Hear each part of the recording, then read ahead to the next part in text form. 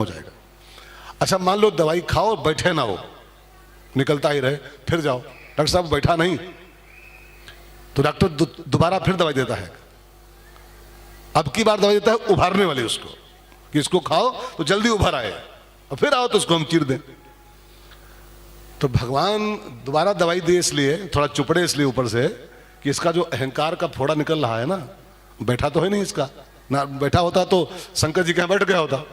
शंकर जी इसको ट्राई कर चुके हैं कि इसको अहंकार बैठ जाए, इसका बैठा है नहीं, करना पड़ेगा इसका वही क्या चीर फाड़ करनी पड़ेगी। तो भगवान ने थोड़ा ऊपर से और एक डोज दिया। अरे महाराज तुम्हारा काम क्या कर पाएगा, तुम तो ब्रह्मचर्य व्रत रत मत धीरा, अखंड ब्रह्मचारी हो, इतना भजन कर दो, आपका काम क्या बिगाड़ पाएगा। थोड़ा और चुपड़ा, फोड़ा उभर आया, और जब फोड़ा उभरा तो भगवान ने अपनी नर्स को बुलाया। भगवान की नर्स है माया, माया उससे कहा ओटी रेडी करो, ऑपरेशन थिएटर, नारद जी का फोड़ा चीरना है हमको अभी इसी वक्त, इसके अहंकार के फोड़े का ऑपरेशन करना है, ओटी रेडी करो। अब माया भगवान की नर्स है, लग गई ओटी की व्यवस्था में। ओटी बने, हाँ ओटी कैसी बनाई गई, ये ओटी नहीं है जो कमरा वमरा होता है, एक बहुत बढ़िया नगर बनाया उसने ओटी, और उस नगर का राजा बनाया सिलधि, सब डुप्लीकेट, सब फर्जी व्यवस्था है।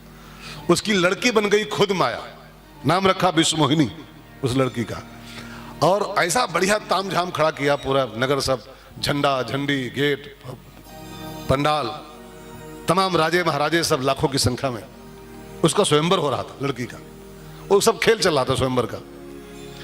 तो नारद जी निकल रहे थे, उनकी निगाह पड़ी, इतना बड़ा नगर है ये, इतनी व्यवस्था तामझाम है, क्या है क्या, चलो देखें थोड़ा सा। तो गेट पर आए, नगर के गेट पर द्वारपालों से पूछा कौन सा नगर है भाई साहब ये, और ये इतना व्यवस्था है, सब तामझाम के अंदर है, बड़ा चहल पहल है, बड़ा उत्सव जैसा है। द्वारपालों ने कहा कि ये हमारा नगर है, इसके राजा हैं सिलधि, उनकी बिटिया है विश्वमोहिनी, उनका स्वयंवर है, उसी की सब भीड़ भाड़ है। अब देखो नारद जी को जानकारी मिल गई थी यहाँ पर ना पूरी, तो उनको चाहिए था कि वहीं से वापस हो लेते हो भाई, जो जानना था कि राजा है, उसकी बिटिया है, उसका स्वयंवर है, बात खत्म हो गई, निकल लेते। तो उनको क्या लगा कि थोड़ा अंदर जाके देखें कैसा तामझाम है, थोड़ा अंदर जाएं, थोड़ा अंदर गए तो देखा बड़े बड़े पंडाल लगे हैं, सब महल वहल बने हैं। तो फिर अंदर आके थोड़ा चलें, थोड़ा महल राजा से मिल लें, थोड़ा आगे बढ़ लें, राजा से मिल लें। सिलनिधि से मुलाकात किया, सिलनिधि मिले भी तो मिले ही अपनी बिटिया बुला लिया, इसकी शादी थी विश्वमोहिनी की। तो नारद जी इसकी शादी है आज, इसका स्वयंवर है, यहाँ देखो इसको। आन दिखाई नारदही भूपति राजकुमारी। अच्छा देखो राजा साहब से मिल लिए थे, वहीं से निकल लेते तो बच जाते, लेकिन थोड़ा राजकुमारी को देख लें, और थोड़ा उसको देख लें, थोड़ा ये कर लें। और लगता हमको यही है आपको, आपकी थोड़ा थोड़े में क्या होता है, थोड़े में अक्सर होता यही है कि थोड़े थोड़े में ही बहुत बड़ी बात बिगड़ जाती है। अच्छा आप जरा सोचो कि आदमी दारू पीना शुरू करता है, दरुहा बनता है कोई, तो पहली बार में कोई बोतल पीता है, कोई पहली बार में पूरी बोतल पीता है? उसके जो दोस्त उसको घेरते हैं पिलाने वाले, वो पहली बार में बोतल नहीं लाते, अरे एक ढकनी पियो, उसमें ढकनी में क्या होता है, एक ढकनी खा ले, बियर है, बियर में क्या होता है, बियर एक ढकनी लो, बियर में क्या होता है, तो टॉनिक होती है। और फिर ऐसा माइंड वॉश करेगा, थोड़ी और थोड़ी एक ढकनी, फिर नेक्स्ट दो ढकनी, फिर थर्ड 3 ढकनी, और फिर विस्की हो या अंगूरी, इसे पीना बहुत जरूरी, बिन पिए चैन नहीं आए, अब पीने वालों खूब पियो चाहे लुटिया तक बिक जाए। ये मजाक नहीं कर रहा हूं, खुराफात की शुरुआत थोड़े से होती है, थोड़े से। जो कोई सुरती खाता है ना, सुरती गुटखा, पहली बार कोई पुड़िया नहीं फाड़ता है जी, मैंने देखा है अपनी आंखों से। एक बार हम भी शुरू कर दिए थे बीच में, नहीं झूठ नहीं बोल रहा हूं, हम कथावाचक थे, जब कथावाचक बन गए थे उसकी बात, शुरुआत की बात है। तो शुरू में मुंह बहुत सूखा था हमारा, बोलते समय मुंह बहुत सूखे, तो हमारा जो हारमोनियम वाला था ना, वो गुड़ का छाप था। उसने कहा पंडित जी 2 दाना डाल लो खाली बस, तो मुंह नहीं सूखेगा आपका। समस्या थी मुंह सूखने की, तो पानी नहीं पिए तो जमता नहीं है, तो 2 दाना डालने को तो मुंह नहीं सूखेगा। मैं कहा लाओ, तो धीरे से बढ़ा दो, तो 2 दाना, और फिर 2 दाना, फिर 3 दाना, फिर 4 दाना, फिर फाड़ना शुरू कर दिए पुड़िया। अब फिर लगा नहीं नहीं, 2-3 महीना खाए, पर कहा नहीं यार मुंह सूखे चाहे हार्ट सूख जाए, अगर हम ही गुटखा खाएंगे तो हम समाज को क्या ठाक सिखा पाएंगे, फिर गुटखे पर क्या बोल पाएंगे। फिर बंद कर दिया तुरंत ही, मुंह सूखे चाहे दिमाग सूख जाए पूरा। हाँ नहीं, छोड़ दिया, छोड़ दिया। बात समझ में आ रही? 2 दाना से काम शुरू होता है, 2 दाना से थोड़ा थोड़ा करते करते नारद जी पूरा कंठ तक चले गए अंदर। राजकुमारी को सामने खड़ा कर दिया नारद जी ने के सामने, देखो महाराज जी इसको। अब नारद जी उस विश्वमोहिनी की ज्यों सुंदरता को देखे, उसके सौंदर्य को, गोस्वामी जी कहते हैं देख रूप मुनि बिरति बिसारी, देख रूप मुनि बिरति बिसारी, बड़ी बार लगी निहारी, बड़ी बार लगी रहे निहारी। नारद जी ने उसके सौंदर्य को देखा तो मुग्ध हो गए और फिर बड़ी देर तक उसको देखते रहे। अभी हम यहां पर देखो, यहां भी गलती कर रहे हैं। देख रूप यहां तक गनीमत थी, देख रूप सामने खड़ी है तो देख लिया उसको एक बार, ठीक है, लेकिन बड़ी बार लग रहे निहारी, उसको बहुत देर तक देखते रहे, नीचे से ऊपर तक, नीचे से ऊपर तक खूब निहारते रहे। अब ध्यान देके सुनिएगा मित्रों, कुछ छोड़ रहा है कुछ। देखना पाप नहीं होता है, लेकिन देखते रहना पाप होता है। ये साउंड देखते रहो किसी चीज को तो उसको पाने की इच्छा पैदा हो जाती। देखना पाप नहीं होता, लेकिन नारद जी क्या गलती कर गए, देखे तो देखे, बड़ी बार लगी, बहुत देर तक उसको निहारते रहे, और परिणाम क्या हुआ, उनके अंदर रिएक्शन हुआ। और तब तक वो राजा बोला कि महाराज जी इसका जरा हाथ देख लो, इसकी शादी है भी आज, तो देख के बताओ पति उति कैसा मिलेगा। अब नारद जी हस्तरेखा भी देखे थोड़ी से, उसमें साफ साफ लिखा था, माया है सब, लिखा था जो यही बरई अमर सोई। इस पर ध्यान दो, जो यही बरई अमर सोई, समर भूमि ते ही जीत न कोई, समर भूमि ते ही जीत न कोई। उसकी हस्तरेखा में लिखा था कि इसको जो बर बनेगा, इसका दूल्हा बनेगा, अमर सो होई, अमर हो जाएगा, और समर में उसको कोई जीत नहीं पाएगा, अजय हो जाएगा। अब नारद जी के अंदर दूसरा रिएक्शन पैदा हुआ कि एक तो इतनी ब्यूटीफुल दुल्हन, और ऊपर से अजर अमर अजय, सेवै सकल चराचर ताही, ये सब दहेज मिल जाएगा मुझको, तो भगवान करें ये लड़की मेरी बन जाए। अब तो उनको कंठी माला सब भारी पड़ गया, और गोस्वामी जी कहते हैं रामायण में, माला वाला तोड़ के सब नारद जी फेंक दिए फटाफट। अब बस एक ही अंदर चल पड़ा कि हे विधि मिले कवन विधि बाला, ये लड़की मुझे कैसे मिले, ये लड़की कैसे मिले, कि एक तो ऐसी सुंदर घरवाली, ऊपर से अजर अमर का पद। शोर मत कर आप जी, बैठो बेटा बैठो, शोर नहीं करना चाहिए कथा में। आइए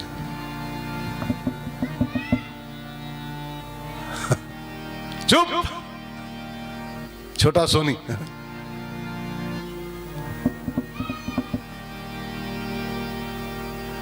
मैं कहां था भैया, एक लोग कोई कथा पकड़े ठाकुर हमारी। हाँ ये अमर होगा वो जिसका पति होगा। अब नारद जी भागे भगवान के पास आए, ठाकुर जी बस हमको एक ही चीज इस समय चाहिए आपसे, कृपा करो जल्दी से। कहा कौन सी चीज? कहा आपन रूप, आपका रूप पा जाओ ना फिलहाल कुछ देर के लिए। आपन रूप देहु प्रभु मोय, हल्का सा बीच डाल के। आपन रूप देहु प्रभु मोहि, आन भांति नहीं पावोहि, आन भांति नहीं पावोहि।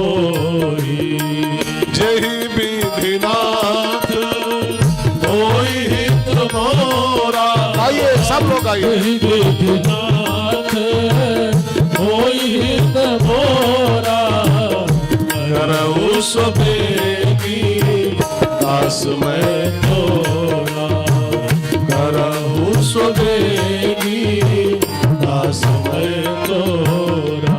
नारद जी ने कहा प्रभु जी अपना रूप दे दो, और एक बात और सौंप दिया, जय विद नाथ होए हित मोरा। तब भगवान ने कहा कि तुम हित कहते हो और मैं तुम्हारा परम हित चाहता हूं, परम हित। जय विद होई परम हित, नारद सुनहु तुम्हार सोई हम करब। नान कछु तुम हित कह रहे हो, हम तुम्हारा परम हित चाहते हैं। और भगवान ने नारद जी का परम हित साधने के लिए उनको थोड़ी देर के लिए मंकी बना दिया, बंदर। मांगे थे आपन रूप और बना दिया बंदर। मांगे थे सुंदर बनने के लिए, आए थे सुंदर बनने, बना दिया बंदर। अच्छा सोचो, जब सुंदर बनने आए थे बंदर कहे बना दिया? ये प्रश्न है। इसके पीछे नारद जी का परम हित छिपा हुआ है। कल्पना कीजिए एक मिनट के लिए, आप कथा से जुड़ के सुनिए। अगर नारद जी को भगवान ने सुंदर बना दिया होता, फिलहाल जो मांगे थे वही दे दिए होते कि लो beautiful beautiful husband, handsome husband, तो नारद जी का ब्याह हो जाता। जयमाला पहना देती हो, ब्याह हो जाता। और अगर ब्याह हो जाता तो जानते हो क्या होता? जानते हो क्या होता? जिसका जिसका ब्याह होगा उनसे पूछो का हाल भाव। तो तनिक देर का बंदर बना करके जिंदगी भर के लिए सुंदर बना दिया उनको, सुंदर। अगर शादी कर लेते नारद जी, विवाह कर लेते, तो साफ साफ लिखा है रामायण में, नारी विवश नर सकल गोसाई। नारी दिवस नर सकल गोसाई। अब इसमें इस चौपाई में छूट किसी को नहीं मिली नहीं। नारी विवश नर सकल, सकल। अब कोई थोड़ा ज्यादा परसेंटेज में भले कोई थोड़ा कम ज्यादा हो, कोई ज्यादा गुलाम है, कोई थोड़ा कम गुलाम है, लेकिन कोई ज्यादा, कोई 90%, कोई 10%, लेकिन ये मैं मजाक नहीं कर रहा हूं। भागवत में लिखा हुआ है, भागवत तरुणी प्रभुता गेहे। कलयुग का जो लक्षण लिखा है भागवत में, तरुणी प्रभुता गेहे श्याल को बुद्धिदायका। कलयुग जब आएगा तो रामचंद्र कह गए सिया से, ऐसा कलयुग आएगा कि तरुणी प्रभुता गेहे। अब परसेंटेज में भले कुछ कम ज्यादा हो, लेकिन बाकी सब सब। नारी विवश नर सकल गोसाई। यहाँ भी, यहाँ भी, हाँ ऐसे लो, हमको भी लो। सकल गोसाई। नाचहि नर मर कट की नाई। नाचहि नर मर कट की नाई। तनिक देर का बंदर बना करके भगवान ने जिंदगी भर का बंदर बनने से उनको बचा लिया। अगर तनिक देर बंदर न बनाते तो जिंदगी भर के बंदर बन जाते हो। और तनिक अगर सुंदरता देते थे ठाकुर जी, तो उनकी सुंदरता जिंदगी भर के लिए मिट जाती। अच्छा, आपसे पूछा जाए कि वास्तविक सुंदर कौन, वास्तविक ब्यूटीफुल कौन दुनिया में है, तो रामायण में साफ साफ लिखा है, जो भगवान की भक्ति करते हैं वो सुंदर है। अगर बंदर भी हैं तो भी सुंदर है। और जो भगवान की भक्ति नहीं कर रहे हैं, वो बंबई के हीरो भी हैं, तब भी वो अधम है, अधम शरीरा। ठीक है ना? तो अगर नारद जी की सुंदरता दे देते हो कि ले ब्यूटीफुल, तो ब्याह कर लेता। अब ब्याह कर लेता तो जो लोन तेल लकड़ी, अब आपसे पूछे हमसे, आपसे कोई तो का हाल चाल? अरे महाराज, लोन तेल लकड़ी में फंसे पड़े हैं। कथा भागवत, लोन तेल लकड़ी में खाली फंसे हैं। दुकान खोलें कि बच्चा स्कूल भेजें कि वो तो कथा सुने आवे।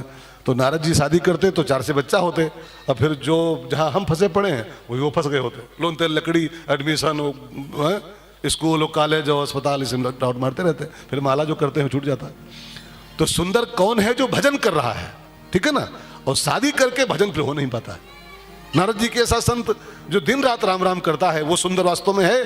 तो तनिक देर का बंदर बना करके उनकी सुंदरता जो जिंदगी भर की होनी चाहिए थी, भगवान ने उसको मेंटेन कर लिया। अब लगता भले हो नुकसान कर दिया, नुकसान नहीं किया, जिंदगी भर के लिए बचा लिया उनको।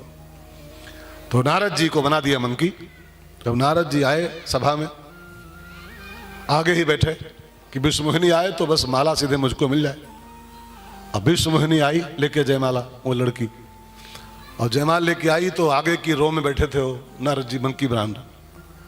अब जब बंदर को देखी बैठे हुए तो इतना गुस्सा उसको आया कि ये बंदर यहाँ क्या करने आया है, ये हमसे शादी करने आया बंदर। और मारे गुस्से के वो आगे की पूरी रो छोड़ दी, आगे की लाइनें पूरी छोड़ दी। बंदरवा बैठा है, छोड़ो इसको, लाइन छोड़ो पूरी। हाँ? और लाइन छोड़ के पूरी चली गई पीछे। अब पीछे गई तो वहां भगवान विष्णु राजकुमार के रूप में बैठे हुए थे पहले से। वो उसके पति हैं पहले से। वो भगवान की 2 पत्नियां हैं, सरस्वती और वो लक्ष्मी और माया। माया उनकी पत्नी है, ये माया ही तो है। और भगवान बैठे थे प्रतीक्षा में राजकुमार के रूप में। वो गई, माला पहनाई और ठाकुर जी ले गए। अब नारद जी को लगा कि या तो मेरी थी, इसको भगवान ले गए। अब देखो यहां पर भी एक सूत्र बहुत बढ़िया बन रहा है। वो नारद जी की नहीं थी, वो भगवान की ही थी। नारद जी खाली उसको अपने माने की भूल पाल बैठे थे। अच्छा, जिसको ले गए हैं वो नारद जी की थी, वो कि भगवान की थी? हाँ, तो नारद जी को कष्ट का रहा कि मेरी थी और भगवान ले गए। वास्तव में ये सब भगवान का ही है, वो जब चाहे ले सकते हैं। लेकिन हम लोग दुखी क्यों होते हैं? क्योंकि हमने भगवान की चीज को अपनी मानने का अज्ञान पाल रखा है। जिसे घर किसका है? घर किसका है? अब मानोगे तो अपने।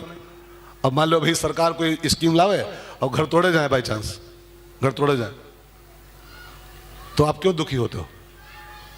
आप मान लो रोड चौड़ी हो रही हो और घर पड़ जाए और टूटे लगे, तो आपको दुखी क्यों होते हो? भाई राम सरकार का है सब, वो कुछ सब भगवान का है, भगवान तोड़ रहे हैं तो तोड़ रहे हैं, आप दुखी क्यों होते हो? जैसे लड़का भगवान ने दिया, भगवान का बच्चा है, मान लो बीमार हुआ हो, ये खत्म हो गया, आप दुखी काहे होते हो? क्योंकि आपने भगवान की चीज को अपनी मानने का भ्रम पाल रखा है। भगवान की है वो, भगवान ले गए, बात खत्म हो गई। उसमें आप बीच में आते कहां से हो? कुछ लेके पैदा हुए थे आप, कुछ लेके जाओगे दुनिया से? सब भगवान का दिया है, वो जब चाहे ले ले। तो वो विश्वमोहिनी भगवान की ही थी। नारद जी उसको खाली अपने मानने की भूल पाल लेते, अपने मानने की, मेरी है। अब भगवान ले गए जब, तो दुखी हो रहे हैं, ये तो मेरी थी, भगवान ले गए।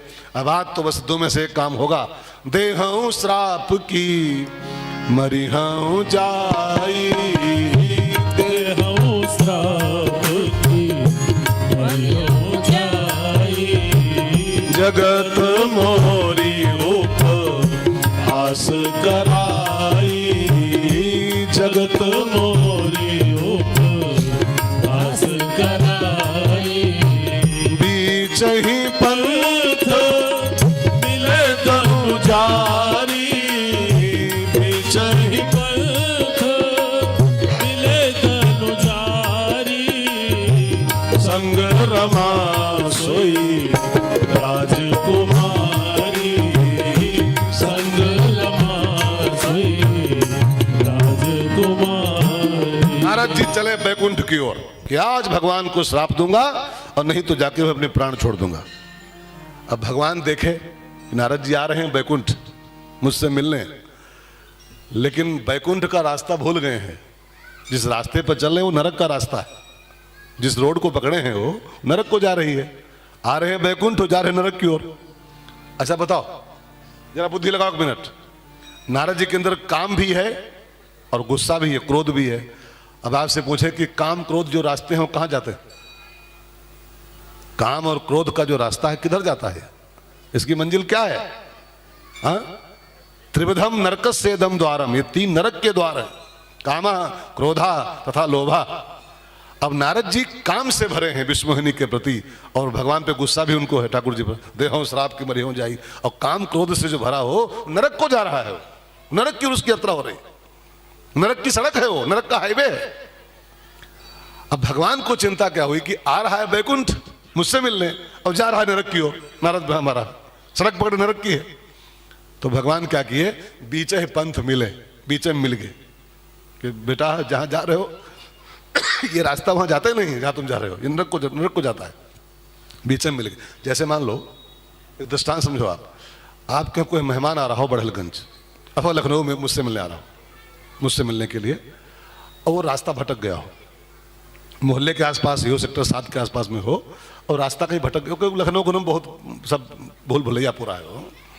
एक चौराहा भूल जाओ तो कहाँ से कहाँ पहुँच जाओगे। खैर, तो अब वो फोन लगाए कि महाराज जी हम आपके पास मिलने आए हैं और बगल में ही है, लेकिन कहीं भटक गए हैं थोड़ा सा, वो रास्ता नहीं ढूंढ पा रहे हैं आपके घर का। तो हम क्या बोलते हैं आज उससे, क्या बोलते हैं फोन पर कि ठीक है तुम एक काम करो, तुम जहां पर हो वहीं खड़े रहो, जहां हो वहीं रुके रहो, मैं वहीं आ रहा हूं, आपको ले लूंगा मैं। यही बोलते ना हम लोग। तो भगवान को यही चिंता हुई कि आ रहा है मुझसे मिलने और रास्ता भटक गया है, जा रहा नरक की ओर। तो अब यही तो हम लोग करते हैं कि जहां पर तुम हो वहीं रुके रहो, मैं वहीं आके मिल लूंगा आपको, वहीं आके मिल लूंगा आपको। तो भगवान को यही लगा भटक गया है नारद बेचारा मेरा, गलत रास्ता जा रहा है, आना मेरे पास जा रहा है नरक की ओर। तो भगवान ने कहा रुक, तुम रुको, बीच ही पंथ मिले धनुजारी, बीच ही पंथ मिले धनुजारी। अब जब राम जी भगवान पहुंच गए और अकेले नहीं, संग रमा लक्ष्मी जी और सोई राजकुमारी बने, वो विश्वमोहिनी भी जयमाला पहने बगल में खड़ी। अब विश्वमोहिनी को भगवान के बगल में माला पहने ज्यों खड़ी देखा तो नारद जी जले भुने तो थे ही पहले से, नमक उनको ऊपर और लग गया थोड़ा सा। वो कहावत है जले में नमक, तो एक तो जले थे पहले से, अब विश्वमोहिनी भगवान के बगल में खड़ी थी तो नमक लग गया और उसमें। अब उसी गुस्से में नारद जी भभक पड़े, बम फूटा उनका और भगवान को फटाफट 3 श्राप दिए नारद जी, 3 श्राप। पहला श्राप दिया मम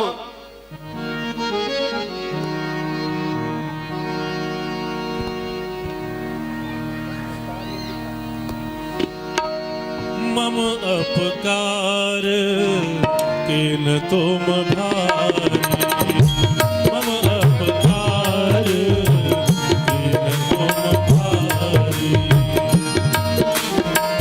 अपनी आकृति तुम किन हमारी, अपनी आकृति तुम। ये पहला है, पंचे हो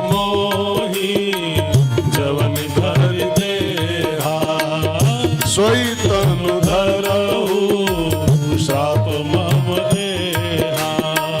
कपि आकृति तुम कीन हमारी, कपि आकृति तुम कीन हमारी।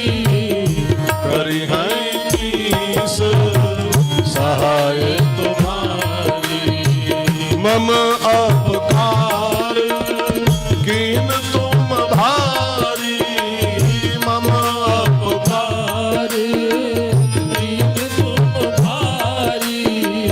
नारी विवाह तुम भोग दुखारी, नारी विवाह तुम भोग दुखारी। 3 श्राप दिए ठाकुर जी। पहला मेरा श्राप आपके लिए है कि बंचे हो मोहि जवन धर देहा, राजकुमार की देह धर के तुम आए, मुझको ठग ले गए। मेरा श्राप है सोई तनु धरो, तुम फिर एक बार राजकुमार बनो। तुमने हमको बंदर का रूप दिया, मेरा श्राप दूसरा कि यही बंदर तुम्हारी सहायता करेंगे। और तुमने एक नारी के बिना हमको परेशान किया है, मैं रो रहा हूं, मेरा दिल जल रहा है। एक दिन ऐसा आएगा तुम भी एक नारी के लिए रोओगे, लताओं से पूछोगे, वृक्षों से पूछोगे मेरी पत्नी कहाँ, मेरी तुम ही रहोगे ऐसे। 3 श्राप दिए और भगवान ने तीनों स्वीकार कर लिए। और स्वीकार करके ध्यान देना भाई बहनों, श्राप शीश धरे, संतों ने यहां पर कहा है कि मनुष्य के सिर पर कुछ न कुछ होना चाहिए। किसी बड़े बुजुर्ग का हाथ रखो, किसी बड़े बुजुर्ग का आशीर्वाद रखो, तो आपके सिर पर कभी कोई किसी का श्राप नहीं आएगा। भगवान के सिर पर श्राप क्यों आ गया जानते हैं? क्यों आ गया? क्योंकि भगवान बहुत स्वच्छंद हैं, मनमौजी हैं। उनके बारे में प्रसिद्ध जो पाई है, परम स्वतंत्र न सिर पर कोई, और जिसके सिर पर कोई ना हो, किसी की छत छाया ना हो, तो फिर वो श्राप का ही पात्र बन जाता है। इसलिए संतों ने कहा है अपने सिर पर किसी बुजुर्ग का आशीर्वाद रखो, अपने सिर पर किसी संत का हाथ रखो, अपने सिर पर अपने बड़े बुजुर्गों का हाथ रखो, तो आप ऐसा कोई काम नहीं करोगे कि आपको श्राप मिले। अब भगवान के सिर पर कुछ नहीं था तो गलती कर गए और फिर 3-3 श्राप उनके सिर पर आ गए, 3-3 श्राप। और भगवान ने तीनों श्राप स्वीकार कर लिए। देखो कुछ बातें होती हैं जो हम सबके लिए होती हैं, ये सूत्र भगवान पर लागू नहीं होता है। भगवान को इसमें लपेटिएगा मत, वो भगवान के बहाने एक सिद्धांत बन गया खाली कि किसी का आशीर्वाद सिर पे रखो, किसी की कृपा का हाथ सिर पे रखो, तो आप श्राप आपके सिर पर नहीं आएगा कभी। अगर बिल्कुल फ्री जियोगे, स्वच्छंद जीवन जियोगे, उल्टे पुल्टे काम करोगे, फिर आपको बददुआएं मिलेगी तब दुनिया भर की। तो भगवान ने तीनों श्राप स्वीकार कर लिए और फिर अपनी माया को इशारा किया, देवी ये सब खेल खत्म करो, वो बच्चे लोग कहते थे ना, खेल खत्म पैसा हजम। अब माया को इशारा किया, खेल खत्म पैसा हजम।